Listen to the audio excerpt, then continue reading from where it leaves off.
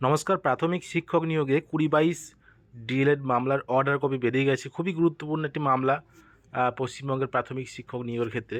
20-22 D.El.Ed মামলা, যেটা 2014 TET pass.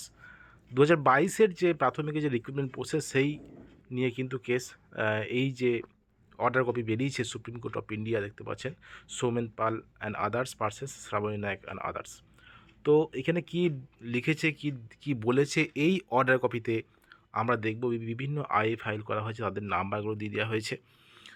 এবং যেটা প্রথমেই যেটা দেওয়া হয়েছে, যে arising out of final judgement and order dated 11/4/2023 in MAT number দিয়ে দিয়েছে, passed by High Court at Calcutta.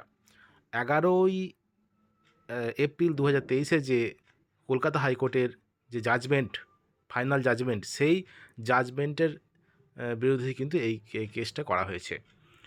তো নিয়োগ কিন্তু মোটামুটি হয়ে গেছে 2022-এর যে রিক্রুটমেন্ট, সেখানে। তো কি অর্ডার এখানে দেওয়া হয়েছে সেটা আমরা কিন্তু দেখব। তো এখানে কিন্তু দিয়ে দিয়েছে অনারেবল জাস্টিসদের নাম। The matter were called on for hearing today. আজকে হিয়ারিংয়ে কি হয়েছে, অর্ডার যেটা লিখেছে, যে বিভিন্ন রেসপন্ডেন্টের নাম কিন্তু এখানে দিয়ে দেওয়া হয়েছে। আপন hearing the council, the court made the following order listed on 10/2/2025। 10ই ফেব্রুয়ারি 2025 কিন্তু এই ম্যাটারটি উঠবে মহামান্য সুপ্রিম কোর্টে।